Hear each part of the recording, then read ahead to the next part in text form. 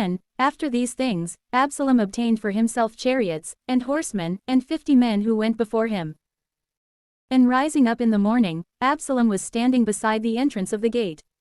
And when there was any man who had a dispute that might go before the king's judgment, Absalom would call him to him, and would say, "Which city are you from?" And responding, he would say, "I am your servant, from a certain tribe of Israel." And Absalom would answer him, "Your words seem good and just to me. But there is no one appointed by the king to hear you." And Absalom would say, "Who may appoint me judge over the land, so that all those who have a dispute might come to me, and I might judge justly?" Then too, when a man would draw near to him, so that he might greet him, he would extend his hand, and taking hold of him, he would kiss him. And he was doing this to all those of Israel arriving for judgment to be heard by the king. And he solicited the hearts of the men of Israel. Then, after 40 years, Absalom said to King David, "I should go and pay my vows, which I have vowed to the Lord at Hebron. For your servant made a vow, when he was in Geshur of Syria, saying, If the Lord will lead me back to Jerusalem, I will sacrifice to the Lord." And King David said to him, "Go in peace." And he rose up and went away to Hebron. They Absalom sent scouts into all the tribes of Israel, saying, "As soon as you hear the blare of the trumpet, say, Absalom reigns in Hebron."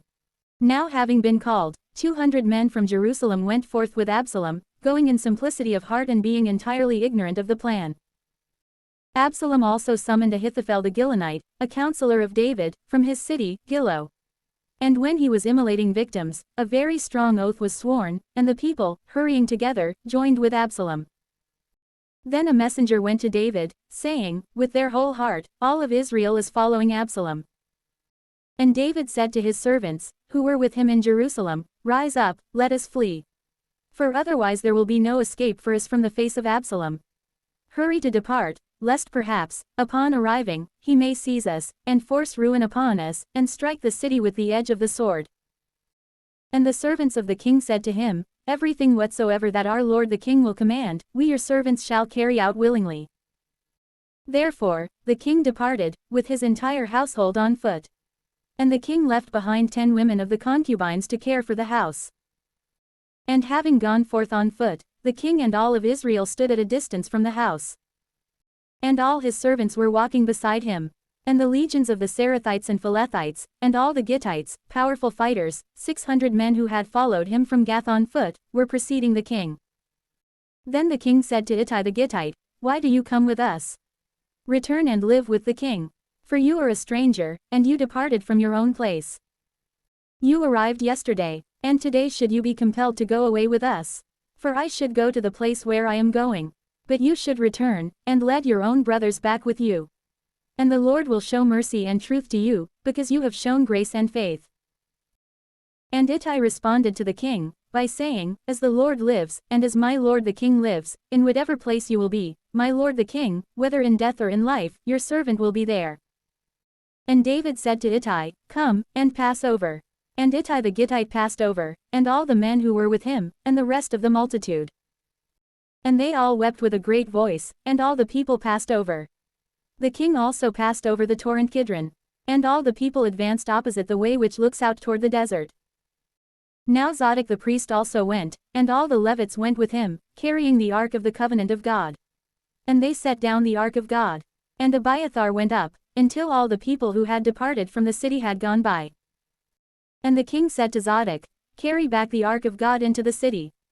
If I shall find grace in the sight of the Lord, he will lead me back. And he will show it to me in his tabernacle. But if he will say to me, You are not pleasing, I am ready. Let him do whatever is good in his own sight." And the king said to Zadok the priest, "O seer, return into the city in peace. And let your son Ahimaaz, and Jonathan, the son of Abiathar, your 2 sons, be with you. Behold, I will hide in the plains of the desert, until word from you may arrive to inform me." Therefore, Zadok and Abiathar carried back the ark of God into Jerusalem, and they remained there. But David ascended to the Mount of Olives, climbing and weeping, advancing with bare feet and with his head covered. Moreover, all the people who were with him ascended, weeping with their heads covered. Then it was reported to David that Ahithophel also had joined in swearing with Absalom. And David said, "O Lord, I beg you, to uncover the foolishness of the counsel of Ahithophel."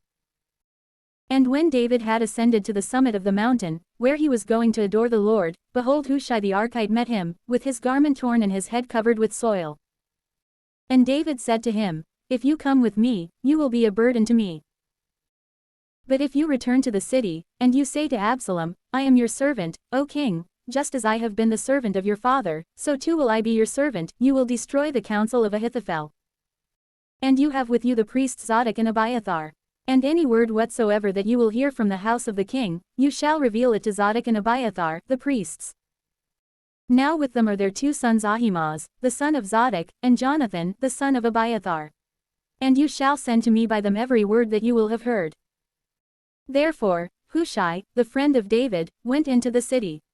And Absalom also entered into Jerusalem.